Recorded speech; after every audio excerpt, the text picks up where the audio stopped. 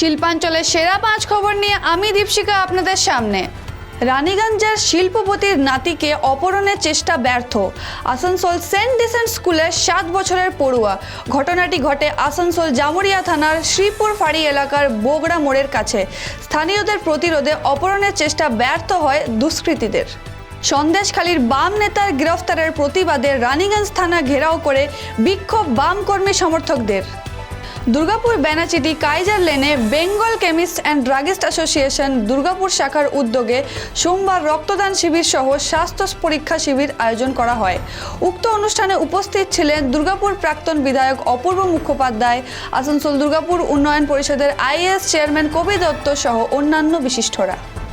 শিল্পাঞ্চল শহর রানীগঞ্জের রোনাই মাজার শরীফে অবস্থিত পীর বাবার মাজার শুরু হতে চলেছে পীর বাবার মেলা, তাই জোর কদমে চলছে মেলার প্রস্তুতি।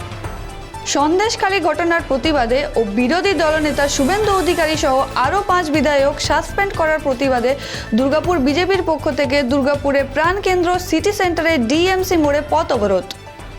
শিল্পাঞ্চলের সেরা 5 খবর এখনকার মতন এই পর্যন্তই। পরবর্তী খবরের জন্য চোখ রাখুন খবর বাংলা স্ক্রিনে। খবর বাংলা, খবরের খবরদারি।